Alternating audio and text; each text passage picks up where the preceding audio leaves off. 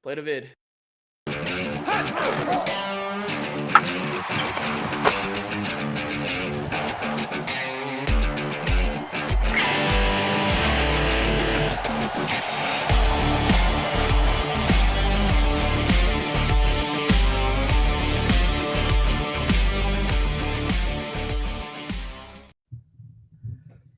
Well, we were saying we weren't going to come on till the game was over, but this game has gotten extremely close in the last minute 14 here. The New York Knicks lead the Cleveland Cavaliers 97-93. McNuggets with Earl and Anthony. It's a little post-production live Cavs post-game show. Fellas, how y'all doing tonight? I'm stressed. Earl. I can't hear Earl. Earl has gone mute. Check your mic. Turn your mic off. Yeah, stressed out is an understatement. It's been one of those games, man. They got off to a slow start, didn't really shoot well in the first half. A lot of easy missed opportunities at the basket. Outside of Donovan Mitchell, man, it was a tough watch in the first half. They've crawled back into this game. It's been gritty for sure. Yeah, we're going to break down the whole game in a sec. It is 1 minute and 5 seconds to play here. Donovan Mitchell now has 37 points, the most for a Cavalier in his playoff debut ever. He's been unbelievable. I'll look at the camera when the game's over, I promise. I can't put the game on TV and look at y'all and talk.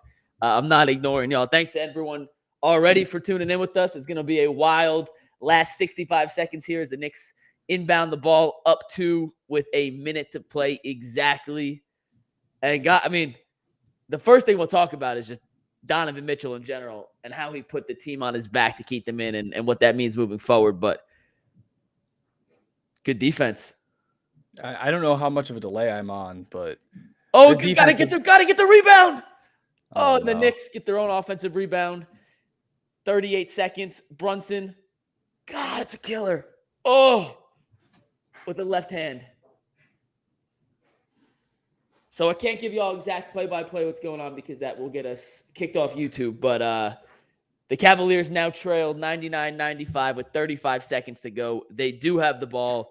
I am sure JB Bickerstaff's drawing up a play here for Donovan Mitchell in some circumstance, but Brunson right there just drove right past Cedi Osman off that secondary possession. Allen unable to corral the rebound, and then Brunson ISO on Cedi Osman to the cup with the left hand. No help from Allen. He couldn't leave Mitchell in the lob spot. Oh, it's a tough break. Brunson has just been lights out this second half. Is he the best back-to-the-basket offensive scorer under 6 foot in NBA history? It's crazy. It's some of the shots he was making on this defense shouldn't be possible at that height. I don't know. Duke and ball, man. He won a championship at Nova. He's not shy in these moments, and we're about to find out who else on the Cavs outside of Donovan Mitchell can step up in a moment like this. I see someone in the chat already talking about Danny Green. We're going to mention Danny Green and talk about some of these bench rotations by JB Bickerstaff once this game wraps up here. But to fill everyone in who has tuned in with us so far, the Cavs currently trail the Knicks 99-95, 35 seconds to play, and the Cavaliers are inbounding. Mobley is about to pass in here, and I'm sure this is going to get into Donovan Mitchell's hands somehow. And I was right. Dumps it off. Allen dunk. It's a 2-point game again. Hey, credit where credit's due. Bickerstaff, we have a lot of complaints with what he's done today, but that was a pretty slick play to draw up there to get a dunk for Jared Allen, excuse me. This is Earl, how tense. far behind are you on the stream? I'm pretty far behind. I'm probably like 90 seconds behind y'all. All right, so Earl is with us. He will chime in a little more. One-on-one Brunson versus Osman. I'm Cavs not sure need how to I feel stop about Brunson. Knicks get the offensive rebound. Randle out-rebounds Mobley. 4.3 seconds left. The Cavs just fouled Quentin Grimes. He's going to go to the free throw line for 2 for a chance to ice this. Osman forced the miss from Brunson on a step-back pull-up from about 17 feet. No one boxed out Randle and Mobley. That's on Mobley. Got to put a body on Randle, who's crashing the offensive glass. And the 6'9" power forward for the Knicks grabs the most crucial rebound of the game to this point. Killer. Man.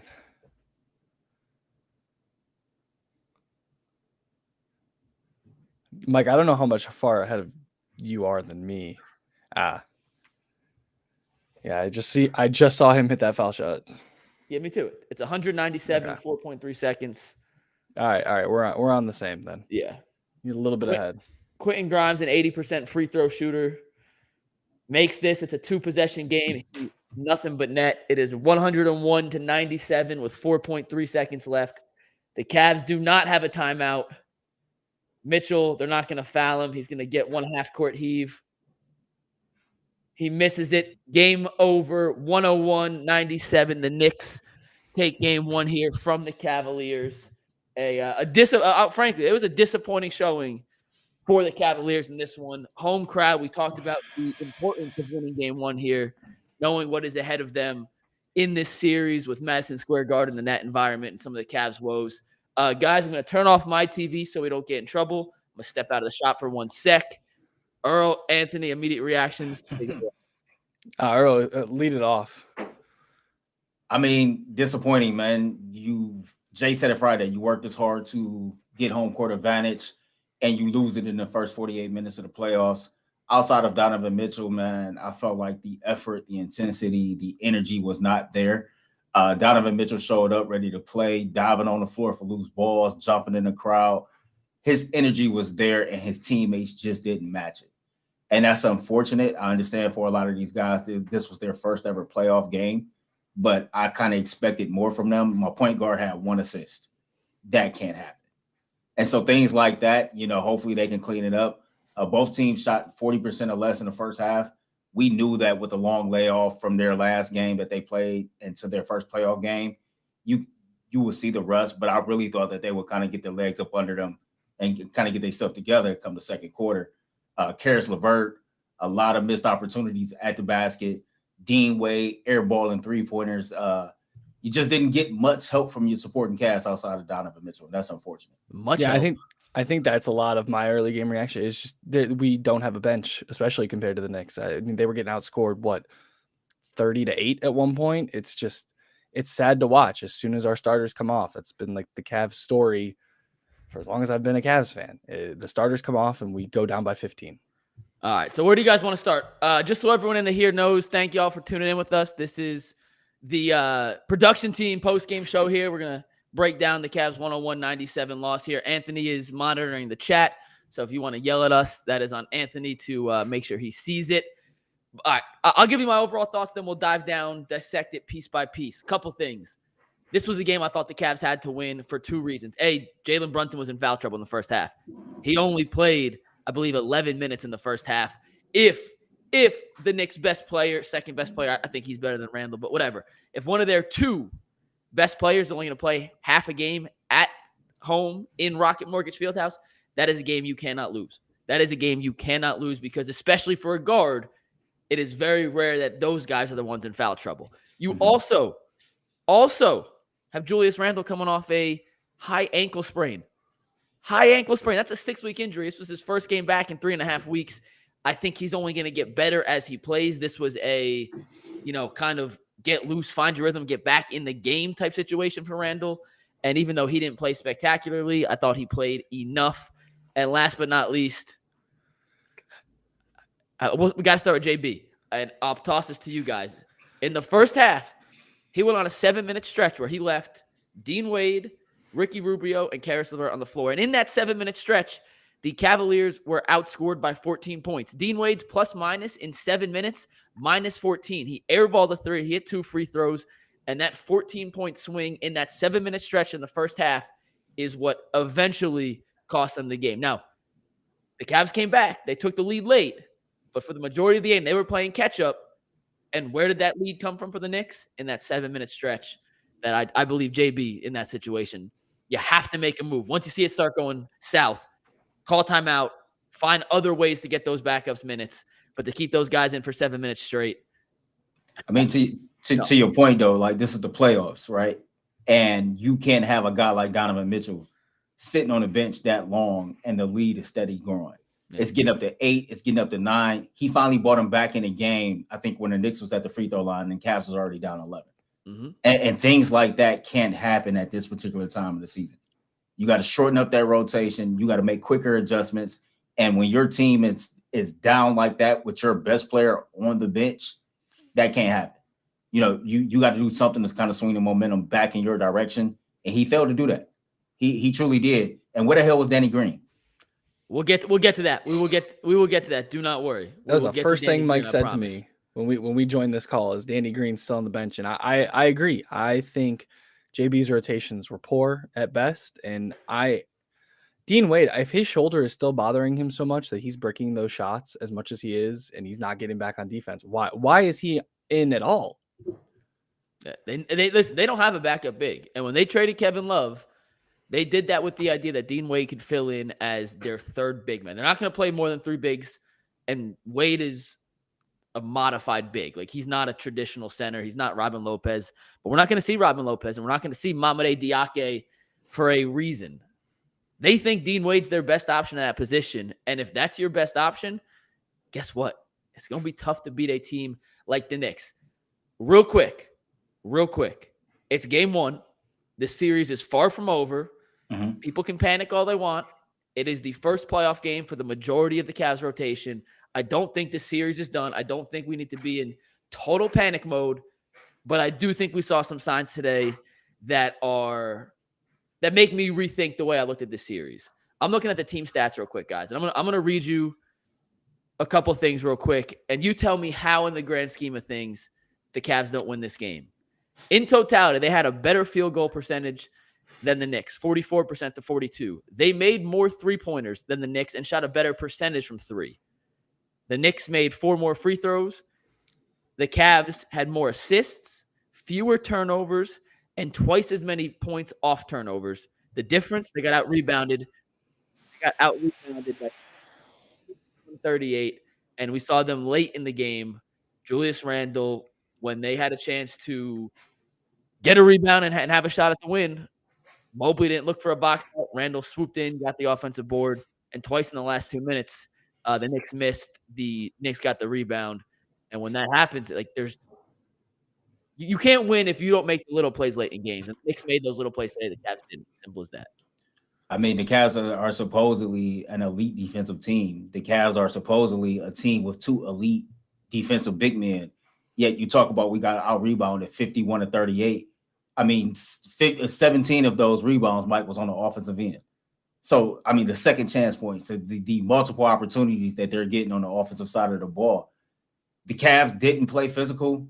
They didn't seem like they heart was in it.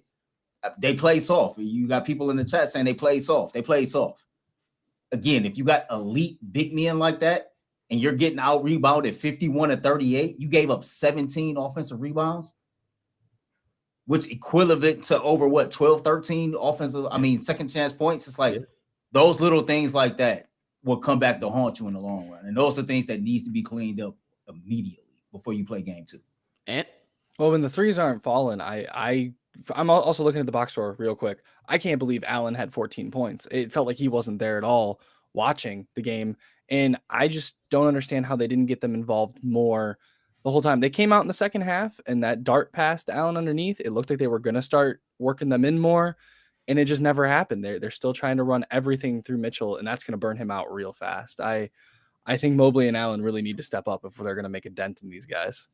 Earl, you and I have talked about this off-camera pre-show, and I'm not saying that I'm 100% sold on this idea yet, but if you look at the modern NBA, most big men can shoot, or at least have some semblance, and very, very, very, very, very, very, very few teams play 2 bigs together when neither's a threat from 3.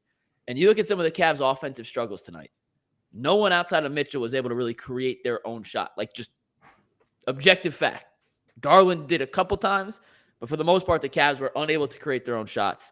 And it's tough when you have 2 guys in the paint, in Mobley, in Allen, with 2 large human beings too, and Mitchell Robinson and Julius Randle, all within that same semblance, and it forces you to play on the perimeter. Now, Donovan Mitchell is elite at making shots in that regard. Some of his step-back threes, his side steps, he is unbelievable at doing that. But other guys, mainly the threes, Okoro, LeVert, Wade, Osman, they're not in that territory, and they need more space to operate. And I think the Cavs are going to have a hard time winning in the long, not just tonight, just in the long picture with Mobley and Allen in the front court together if neither of them can shoot.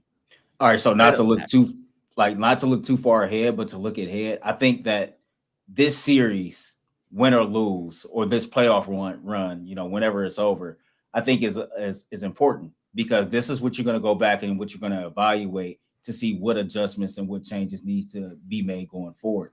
At this point, you've put yourself all in on Donovan Mitchell, right? And so the Cavs' top priority is to do whatever you can do to make sure Donovan Mitchell is happy, to make sure you're building a team around Donovan Mitchell. And so looking at the roster as constructed, once the playoffs is over, they might have to make some changes to how they deploy this lineup. As you said, teams typically don't have two big men that can't shoot. You look at Minnesota, they got 2 7-footers, but Cat is a shooter. Yeah. Rudy Gobert is not.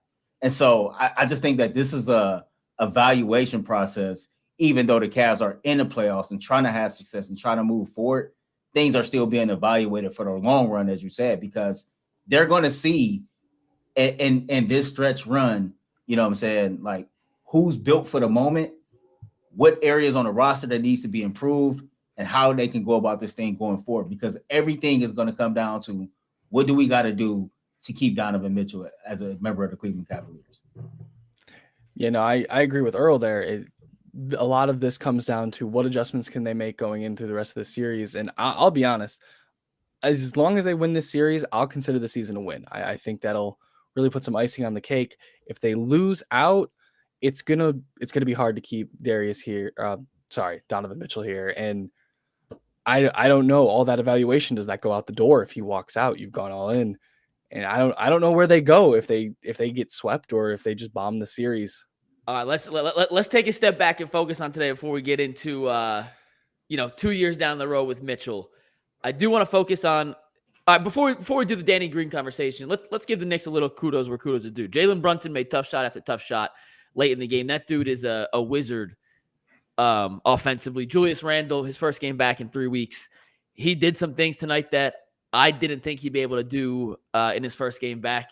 And Knicks got some dudes on the bench, man, between Josh Hart, Quickley, Quentin Grimes. Like, even when they Hartenstein, their big man, when they go to their bench, there's not this significant drop off we saw like we did in for the Cavs. We didn't see that big drop off. So kudos to the Knicks for coming into Rocket Mortgage Fieldhouse. The crowd was electric. Cleveland, I was down on East 4th for the first half of the game. It was popping, and I felt like Cleveland showed up tonight and did their job as a city to get the Cavs in a position to win. But the team didn't show up to reciprocate that. That's the Knicks' kudos. The Cavs, on the other hand, certainly had their downfalls here, and I will die on this hill. I'll die on this hill. Danny Green needs to play. And you could tell me that he's old, he's washed, he can't move. Well, guess what? That may be true, but these two things are also true. I know he can make threes if left wide open, which we saw Okoro not doing. I was tracking up what Okoro did today. The first 4 possessions of the game, he got cooked by Brunson. He fouled them once. Brunson got an open floater the second time. He missed the 3.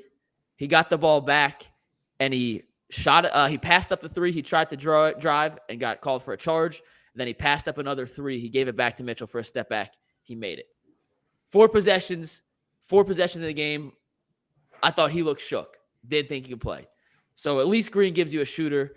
And 2, does it really matter who's guarding Brunson? The dude's going to take fadeaways from the post anyway. And it's like Kevin Durant. It doesn't matter who's playing defense on Durant. He's going to get a shot. I don't think it really matters who's guarding Brunson because he's going to shoot over you no matter who it is.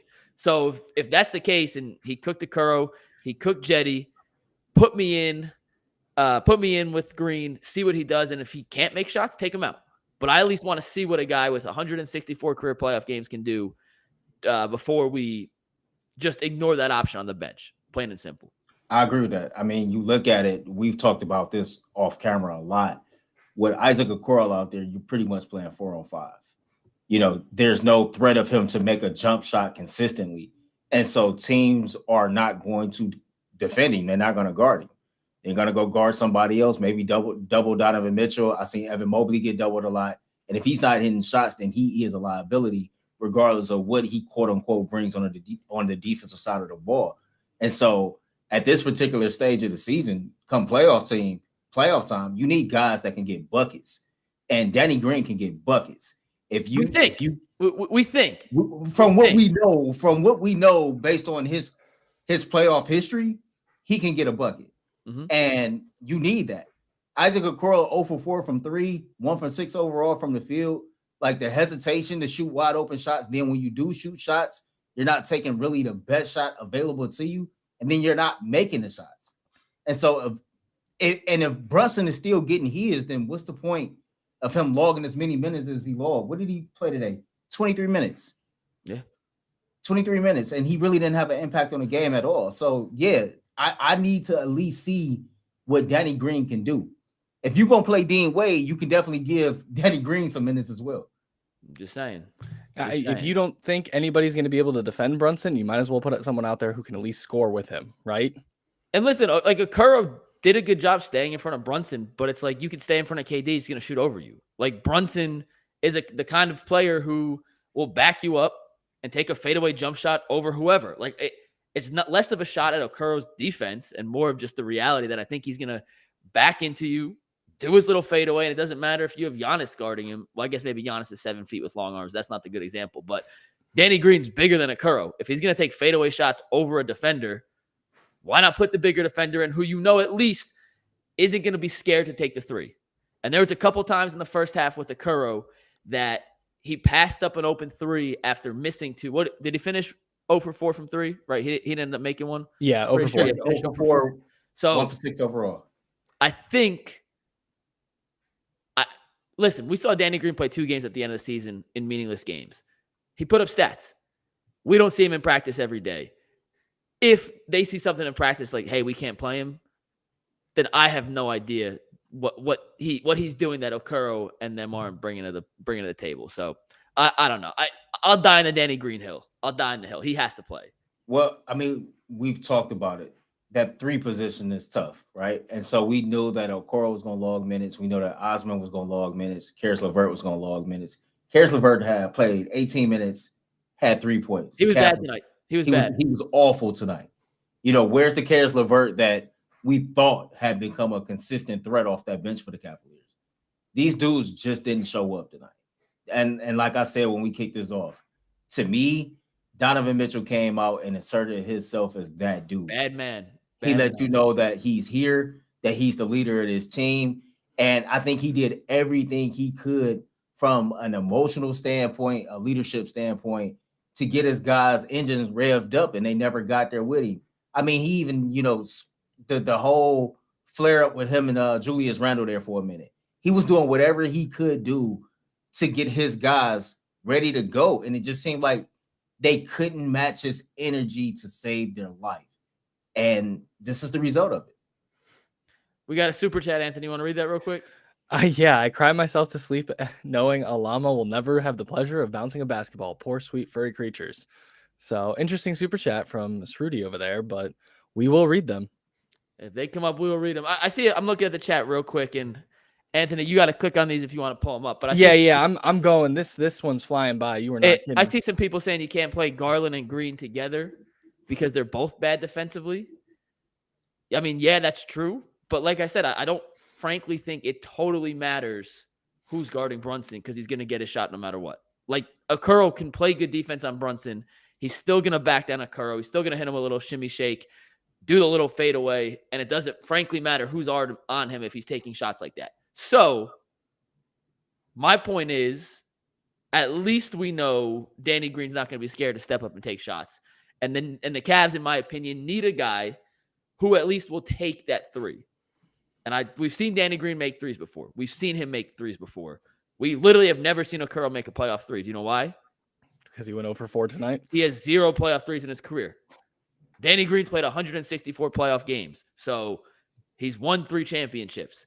That's the guy who's not scared to take a 3 when needed. And you could just see, as good as Mitchell is, and Mitchell, Guys, this is why you make that trade, by the way, because you need a dude like that in the playoffs to carry your team when the rest of the team doesn't show up. He is unfreaking believable offensively. He's a savant. But one player is not going to beat 5. And unless he scores 71 points again in the playoffs, which I don't think has ever happened in the history of the NBA, the Cavs need other guys to step up and play better, plain and simple. I mean, what other guys, though? Because Mike, we know what the quote-unquote big 3 is. Mobley had 8 points, 11 rebounds. I mean, I can't get past the fact that Darius Garland literally had 1 dime this entire game. And so it's like if Mitchell is going to be putting up 38 a game in this playoffs, like who else needs to step up and like what do you think that they need to do as far as and what ways do they need to step up, should I say? I mean, everybody. I mean, straight up. The one thing that a couple of things were frustrating me. Did you guys think that they ran a single offensive play the entire game? No, I don't think so. I didn't think so at all. I really noticed it after I saw G's tweet about it, actually. I was more paying attention to certain matchups, and yeah, they just ran high screens the whole time, and if they couldn't get the space, nothing happened.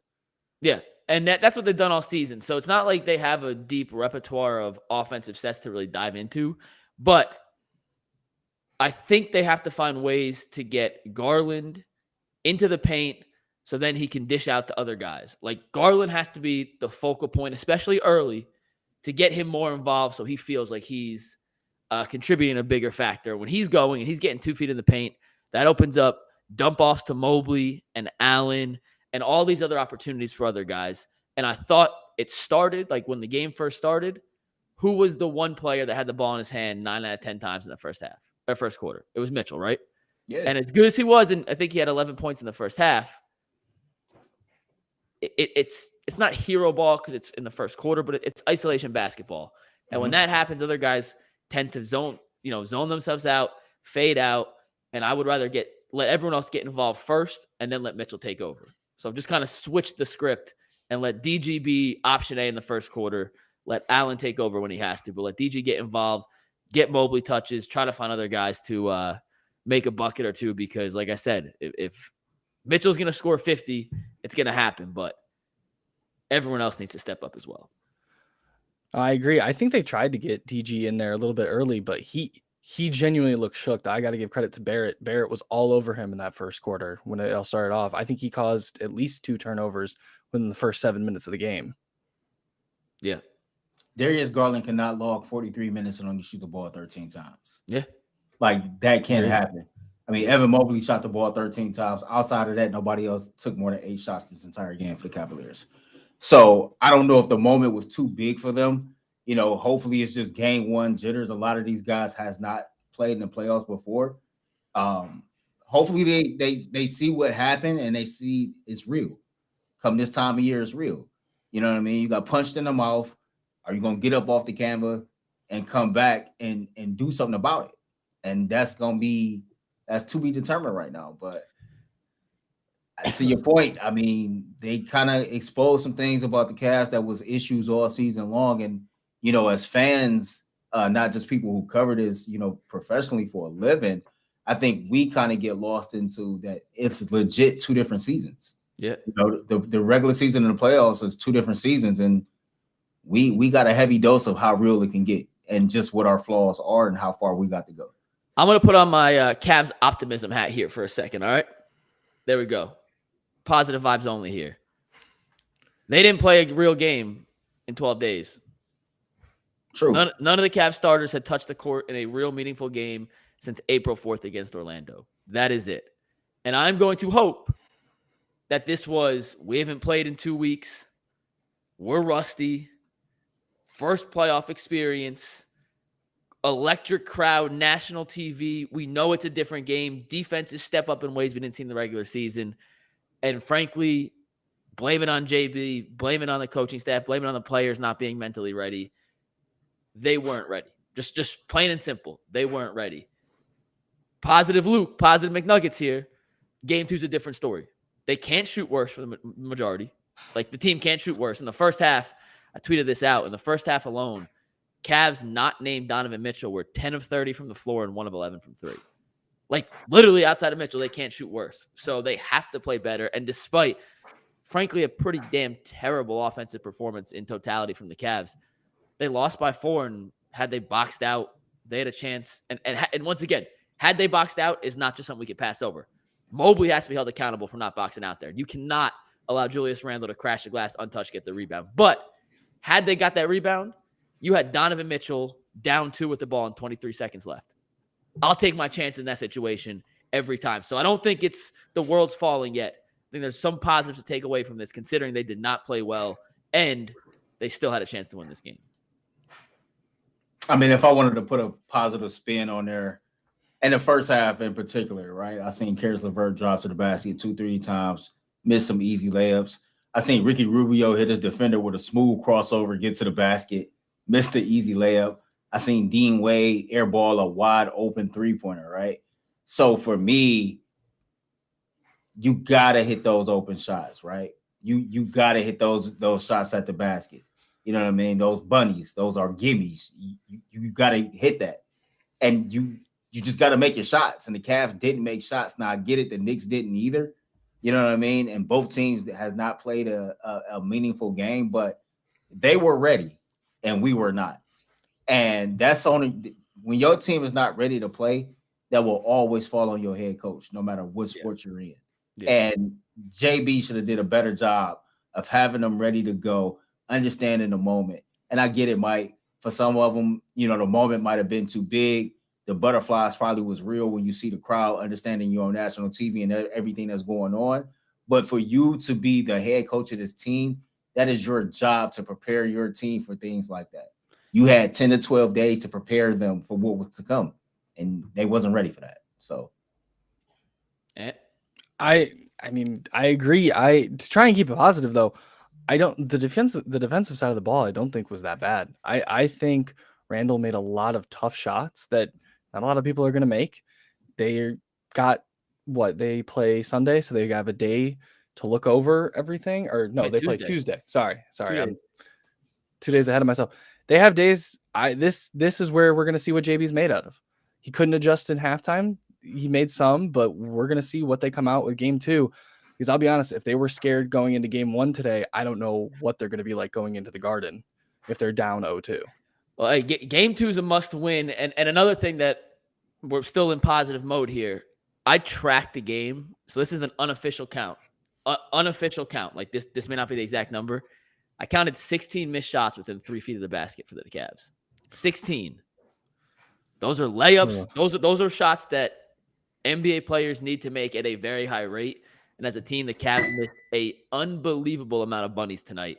And you missed 16 of those. For the most part, you got to make them. They lose by 4. Let's say you make 12 of 16, 75% on layups. You win that game by 10. It's not that simple, but I don't think they could humanly possibly in any world shoot worse around the rim than they did today. So, we got a super chat. Yeah. So do you guys think the series will go 7 games? I tweeted out right before the game started. I have Cavs in 7. I think this is going to be a dogfight all the way down to the end. After that first game, I'm a little skeptical of my own prediction, but I can still see this going 7 games if they make the right adjustments and they come out swinging in game 2. Earl? I mean, I said Cavs in 6 before the series started. I'm going to stick with Cavs in 6 until further notice. You got to definitely go out here and you got to win game 2. I still think the Cavaliers are the better team. I think the Cavs have more talent, but they just need to show up and play much better than what they played. Darius Garland cannot have another performance the way he performed tonight. Evan Mobley definitely got to play better than what he did. Anthony said it earlier, man. Jared Allen's stat line was not bad, but if you actually watched the game and you looked at it with the naked eye, it just seemed like, man, his presence wasn't felt. It just seemed like such a soft performance. Yeah. So I tweeted out before the show, Cavs in 5. I talked myself into Cavs in 5. I went through the numbers. The Knicks were not a super efficient offensive team in the regular season. Mm-hmm. One of the worst 3-point shooting teams in the regular season. I think it's harder to score in the postseason. And I probably jumped the gun on that and hand up my bad. I still think the Cavs can win the series. I'm not throwing in the towel yet. It's one game. I thought the Cavs were going to win tonight. I thought the Knicks were going to win game 2. It's just going to be reversed now, in my opinion, and they have to win game 2, obviously, because I think if you're down 0-2 heading to New York, Madison Square Garden, that's tough. So I picked Cavs in 5. I'm going to still stay with Cavs in 6 now. New York came out. New York was impressive tonight. Like, it really was, to come in a Rocket Mortgage Fieldhouse, a situation and a situation in a crowd that really was advantageous to winning for the Cavs, and just disappointed that they weren't able to deliver, because they just weren't that far off. That's the frustrating part, man. They weren't that far off, and you lose by 4 and you have a 7-minute stretch in the second quarter that absolutely destroys you, man. Those are the ones that I remember going back and playing, and like in college when we would lose a game by 3-4 points, but it was really one stretch that you just couldn't overcome. And those are the ones that sting the most. Another super chat, Anthony? Yeah, another super chat. We got some positivity. I'm a glass half full kind of guy. It was close without us making shots and giving up a bunch of off rebounds. If I'm the Knicks, I'm nervous. I almost lost. I agree. If I'm the Knicks, I'm looking back at that game, and I think they should have probably wholeheartedly won that easier than they did. And maybe that was because Brunson basically didn't play the whole first half. Had he not gotten into foul trouble, I think we would have seen a lot different of a game. Yeah, it's tough. I mean, you could spin any game however you want. You could look at this as the Cavs as, hey, they missed a lot of shots and still almost won. You could also look at this as the Cavs have home court advantage heading to the series, and now they don't. So you can spin it any way you want to spin it. Here's the other part of it, though. It's not like the Knicks played great, right? Yeah. And so I expect the Knicks to be better than what they were in game 1 as well. And so I just hope the Cavs come out in game 2 ready, because Season's on the line. Season's on the line. Randle, you come back from a high sprained ankle, which in the NBA is usually a 6-week injury, and you balled out like from jump. The fact that Brunson played 9 minutes in the first half due to being in foul trouble, and the Cavs was not even close to leading that game, that was an issue to me. I expect both teams to be better, but I expect the Cavs to play up to who they are. Like, seriously, just play up to who you are. You should never be getting out rebounded 51-38. That's ridiculous. That's ridiculous. Evan Mobley is up for Defensive Player of the Year, and you couldn't tell today. You couldn't tell today. That elite front court that the Cavs have, you couldn't tell that it existed. We talk a lot about the Cavs having an elite front, and the Cavs, their pace of play is the slowest in the NBA. We talk all this noise about how the pace of play slows down come playoff time, and it slowed down, but it didn't help the Cavs at all. None of the things that we thought that were strengths for the Cavs played in their favor tonight, and that was mind-blowing. Yeah, I actually think the Cavs need to get out in transition and try to run more, frankly, because New York's defense is not shabby. Tom Thibodeau is one of the best defensive minds in basketball, legitimately one of the best defensive minds in basketball. And in the postseason, he's going to find ways to muck up what you want to do offensively. And I'm curious, and hey, if anyone's a Knicks fan in the chat, I'm curious your guys' take on this. Anthony, I'm going to ask a question if you see this in here. Do you think the Knicks intentionally said, hey, if Mitchell's going to get 50, he's going to get 50, but we're not going to let anyone else get theirs? I know they left Okoro open, but they didn't help off a ton of other guys when Okoro wasn't on the floor. So I haven't watched enough Knicks throughout the regular season to know if that's something they did throughout the regular season or not. But if anyone who watched more Knicks than I did throughout the regular season, was that something that Tibbs, a defensive philosophy Tibbs employed more often than tonight? Because it's something we talked about the other day, Earl, on Friday. Sometimes you let the best player go do his thing. I mean, there were times in the postseason that Kobe would have 45 and the team would say, Kobe, you're getting yours, but no one else is going off. And then there's the reverse of that where, hey, we're not going to let – it wasn't tonight, but we're not going to let Donovan Mitchell beat us. If Garland's going to have 50, Garland's going to have 50. Cool, but Mitchell's not going to want to beat us. So I'm curious, and I'll do some research for Monday, and I apologize for not knowing this going in, if that's something that the Knicks do often. But I see a couple yeses and a couple nos. I would just say I would take play games here. I'd take their word for it. I know they're a Knicks fan from reading chat every day. They pop in, they talk some smacks about the Cavs. So I would trust their opinion. I'm sure they've watched some Cavs games. Knicks. I mean, I'm not a Knicks fan. I'm gonna trust their opinion as well and say, like, I don't think so as well. I think that he tried to stop Donovan Mitchell, but guys like Donovan Mitchell can't be stopped. You can just only hope to contain him. What I did see in this game, and I don't know if it's a Knicks thing, and maybe a Knicks fan can help me out. I noticed that every time Evan Mobley touched the ball, they went to doubling right away to get the ball out of his hands.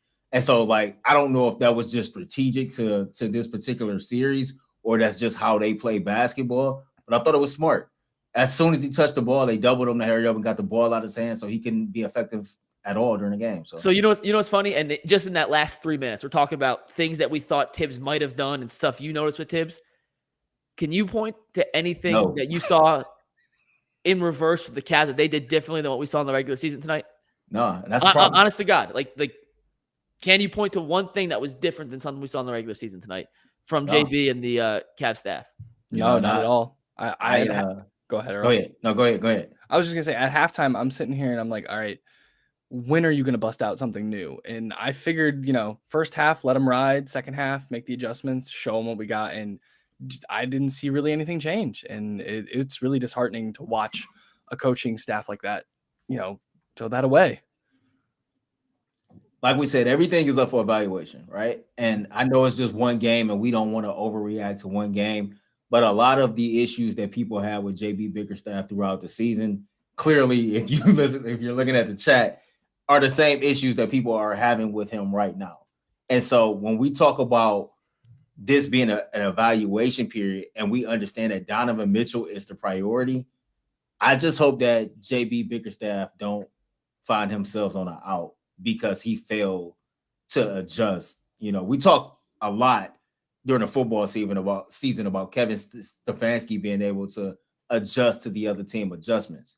Now it's time for JB Bickerstaff to get back in the lab and figure out what adjustments need to be made before Tuesday so you don't go to New York down 0-2. Because if you do go to New York down 0-2, then everything ain't looking as bliss as we thought. So No, and I'm just thinking of some things that I didn't see tonight. And listen, in-game adjustments are easy to talk about and very hard to execute. I played D3 basketball. I got a D1 basketball education. Jim O'Brien was my coach. He took Ohio State to the Final Four. He took Boston College to the Elite Eight. I played D3 basketball. We always had the best coach. And in-game adjustments are so easy to talk about and so difficult to actually execute because you practice one thing all week for 3 days, gearing up for something, and on the fly you switch it. And there's always that one guy in the court doesn't pick it up quickly. So, granted, they're difficult. That's not mean they're impossible, but they are difficult. If there aren't adjustments for game 2, whether it's double teaming Brunson when he turns his back to the basket, run a second guy to make him pass out. He's 5'10", 5'11". Okoro, Green, whoever, guess what? That's long arms, and you run someone else at him. That's not a big guy to pass out. Jalen Brunson's an all-NBA caliber player, but I've seen enough of him making mid-range jump shots. That's it. I've seen enough. I don't want to see him shoot any more mid-range jump shots. Make someone else beat you. I want to see when Julius Randle drives right, he's always spinning back left. I know it because I watch. I've watched him play enough. So he got to know it's coming, right? If you know what's coming, then guess what? Make an adjustment. Have a guy dig in that side. Make whoever's in the corner, take a step down and dig him out. Make sure he can't make that spin back. Make him finish with his right hand. He's predominantly lefty. There's a couple things that I think that, from my perspective of watching, you can do just to junk it up a little bit, just to get them off the rhythm, just to make it a little different. So it's not, that's mean, but it's just a little time after time after time. It made me laugh.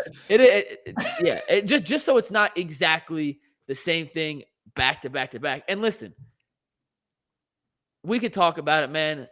When you're playing in the game, it's you versus another dude. You're not rewriting a book in game, but they're just you hooping, dude, to kind of change up something so it's not I'll use a football example. Ready? If you're playing zone coverage every time and you're getting torched, and we did this for Joe Woods, what do we say? Play man, right? Just try it. If it don't work, it's not like zone's working. Do something to get them off their offensive rhythm. And like I said, Brunson's so good, man. He's so freaking good. But I'm so sick of seeing that little 5'10" dude hit fadeaway jump shots like he's Hakeem Olajuwon in the post over Darius Garland, Isaac Okoro, Jetty Osman. I can't, man. I can't. You know what? To furthermore on this JB thing, we know the Cavs don't have a deep bench. We know the Cavs bench is not really that good. So as a head coach, you understand what you have. And I think the best head coaches, they make do with what they have. They play the hand that they're dealt. He's not playing the hand that he's dealt the best way possible to me. Like, there's plenty of things that you can do different that you haven't done different. There's plenty of things that you can do to get your team prepared for big moments like this. Clearly, you didn't do that. The Cavs didn't have it tonight, and it seemed like the moment wasn't just too big for the young guys who had never played in the playoffs. It seemed like the moment was too big for JB Bickerstaff. And the moment can't be too big for your head coach. Yeah. Yeah. I mean, there's a lot. They got out rebounded. The bench was terrible. And also the Knicks bench was really good. I don't know the final bench stats, but didn't the Knicks have 32 bench points and the Cavs had 9? I think Hart had 17 alone.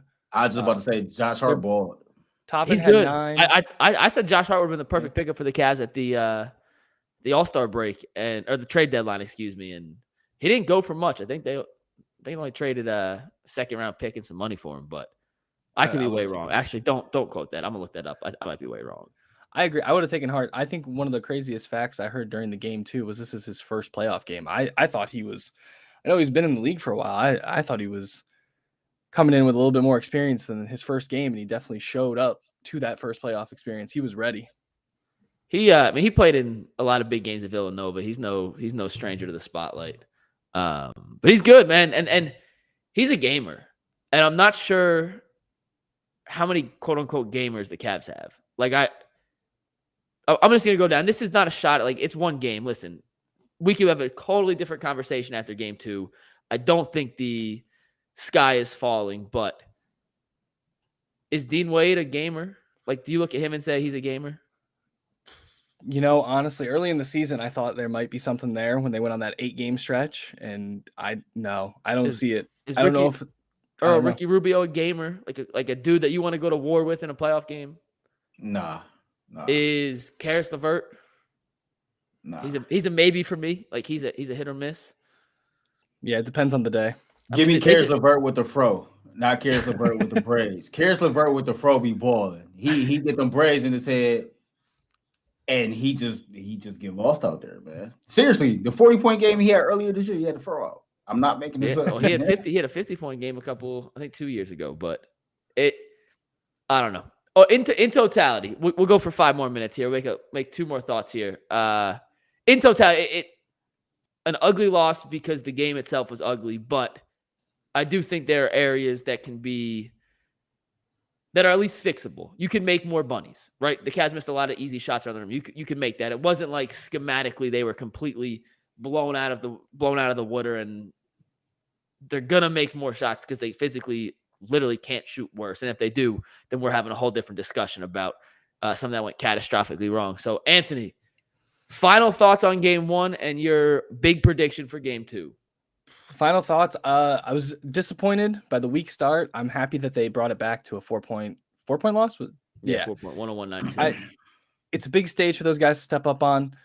You know, I understand the nerves. I think game 2 they might. I'm putting my foot down. They're going to come out. They're going to win game 2, and they're going to go into the Garden with a little bit more confidence. I think Donovan Mitchell is going to sit this team down and really, really get them ready for this next game.